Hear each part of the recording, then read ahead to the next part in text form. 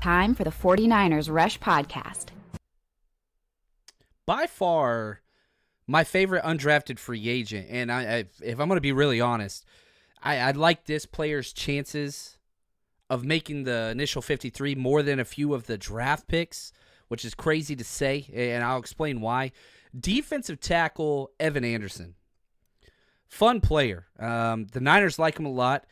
If you talk to any Niners coach, or if any Niners coach or GM or anybody talks about him, they all say the same thing. DJ Jones, DJ Jones, DJ Jones, DJ Jones. And you'll hear one of those clips from Chris Kusarek a little bit later on. But he comes in, Evan Anderson, number 56 on our roster countdown.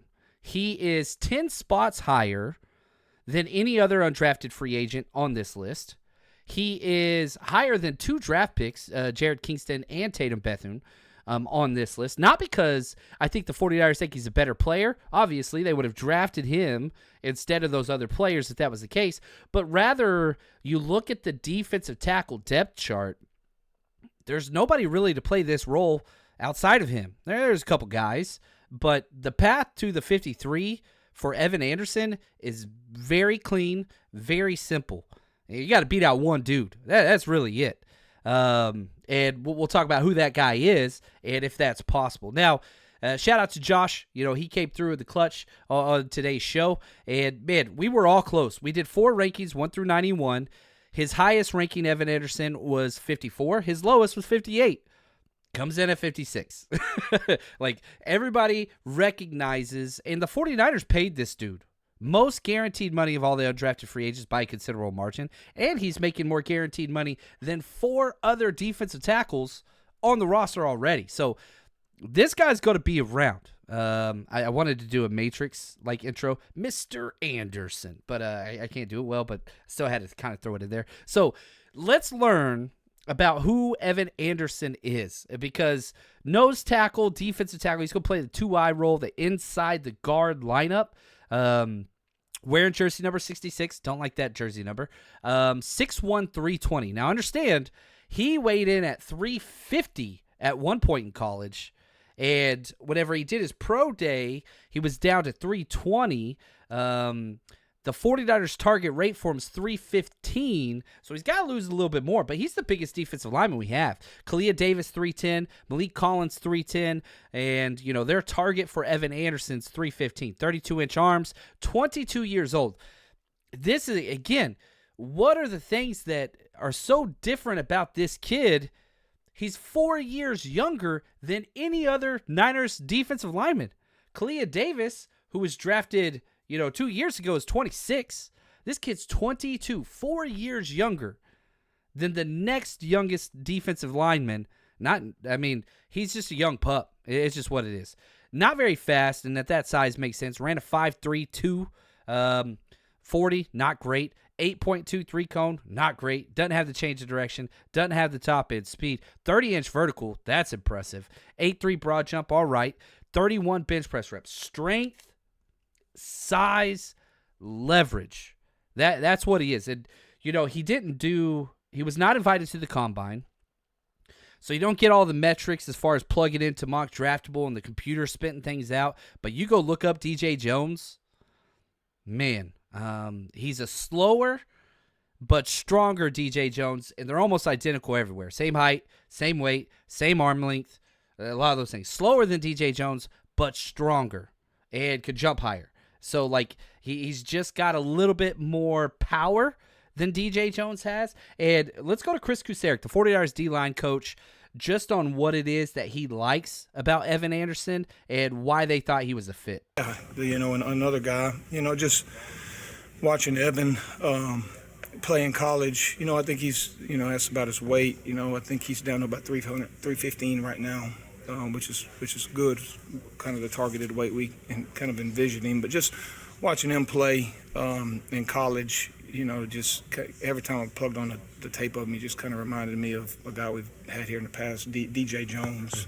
Mm-hmm. With just the strong with the explosive traits in his lower body to be able to really, explode out of his stance, recreate a line of scrimmage, knock back guards. Some of the things that DJ Jones did for us down there, playing the 2-eye, from 2019 through 21, and just the effect that, DJ had on teams in the run game, blocking him at the 2 hours. It made things difficult for other teams in the run game. And, I saw a lot of those same qualities in Evan. Really quick feet, can change directions really fast, has really thick, explosive lower body, has natural leverage built into his body. So, he's another young guy that we're really excited, just to see, him come in here every single day and work as hard as he can and stack one day on top of the next and get a little bit better every single day and see where it, ends up. You got to see, he can have all the traits, he can have all the stuff, but, until you put it together, that's what we got to see. So will the 49ers continue their path of redshirting these type of guys, stashing them, or is he going to have a chance for playing time? Well, we'll figure that out when we dive into the depth chart. But let's go back to what Evan Anderson was before he went to Florida Atlantic. Jones High School, raised in West Orlando, Florida, and criminal justice major, 3-star recruit coming out of high school. And, he had a lot of scholarship offers, USF, Virginia Tech, North Carolina, Toledo, lots of them. Goes to Florida Atlantic and kind of rotated in from an early age. But again, remember, he was 350 plus at a few points during college. It just took a while to figure out, man, what do? Do you stay huge or do you get in shape better? Like, where's he at? 49ers think he needs to lighten up a lot. So we'll see what it is. Was voted team captain in college and is seen as a true nose tackle. That's what he played. And it's kind of cool. I like Florida Atlantic's uniforms. He wore number 8. He had 350 pounds in a single-digit jersey. I'm just saying. I ain't even mad. I'm not even mad. So he's a true nose, similar to DJ Jones. He'll play that Kinlaw, DJ Jones, Earl Mitchell, if you want to go back that far. That's the type of guy he's going to be. Third-team All-ACC last year, second-team Conference USA in 2022, and they gave him $280,000 total guaranteed. Over $250,000. And whenever he got the deal, I don't know if you saw, you go watch the video. It's pretty cool. He does a front flip into the pool, which is impressive at 320 pounds. Whenever he found out he was signed with the Niners, very, very excited, all that stuff, which is fun. And, even Matt Mayoko came out and said, quote, this basically guarantees defensive tackle Evan Anderson at least a spot on the 49ers practice squad as a rookie. The minimum salary for practice squad players for the full season is $225,000. He already got $280,000. So even if Evan Anderson doesn't make the roster, the Niners are going to be able to keep him on the practice squad as long as somebody doesn't sign him to their active 53. But the fact that he was an undrafted free agent means a lot of teams already passed on him. We'll talk about why here in a second. So, what is it that he brings? The 49ers met with him. So before the draft, he's a run plugger, massive human, played 535 snaps last year. That's quite a few.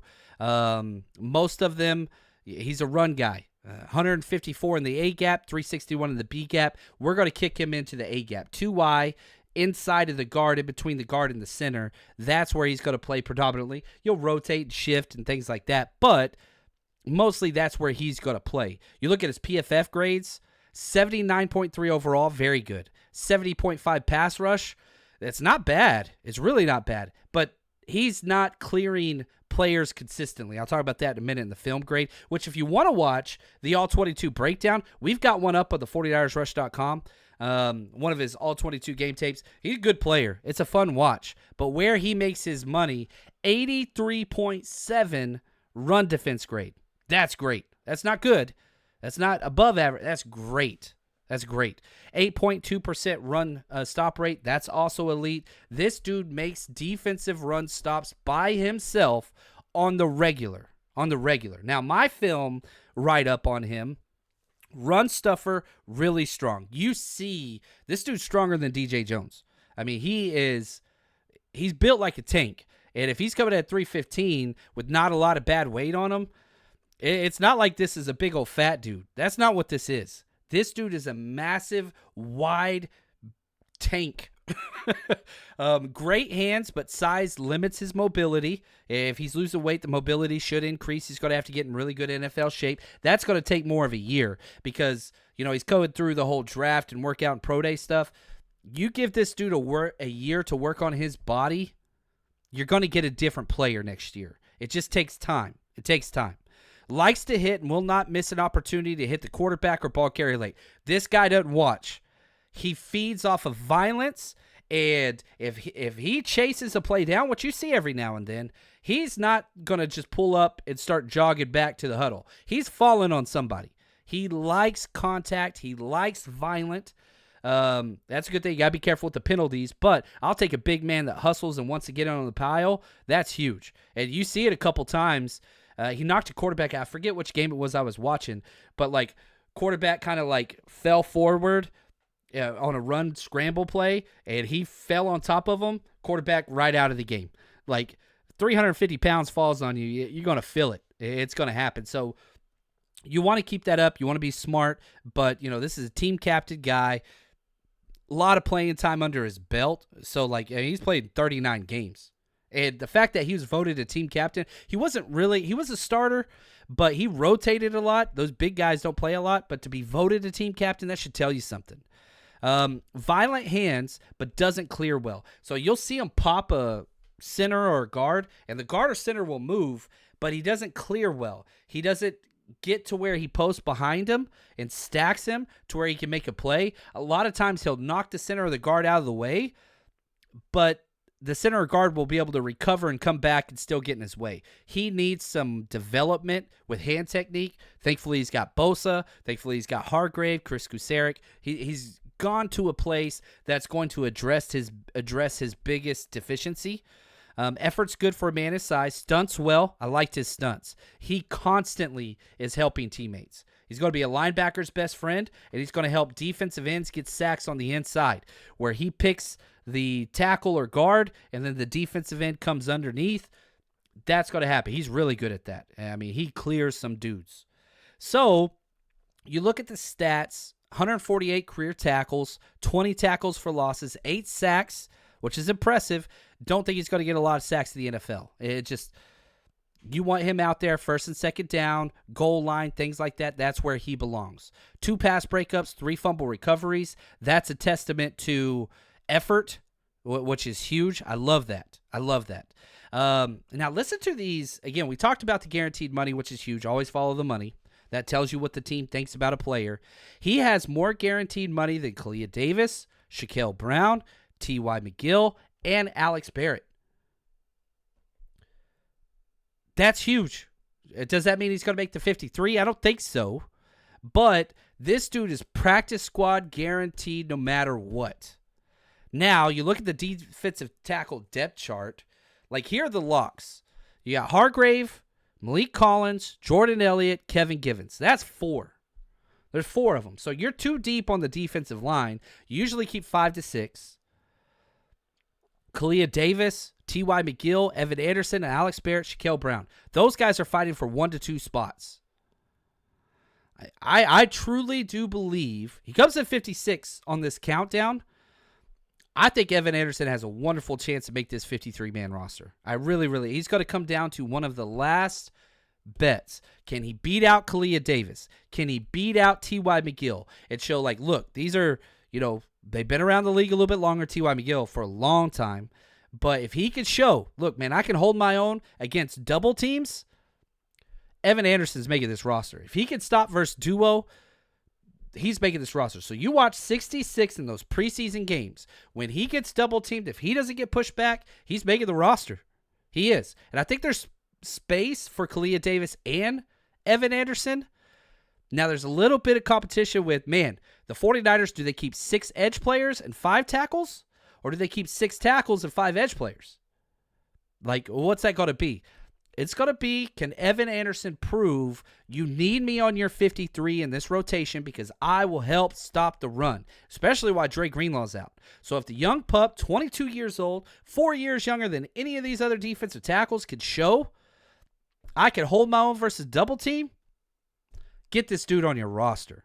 Worst case practice squad, But I'm telling you, I'm a betting man. If there was a prop out there, Evan Anderson, I think, is going to make this 53. And even if he doesn't, we'll see him at some point this year.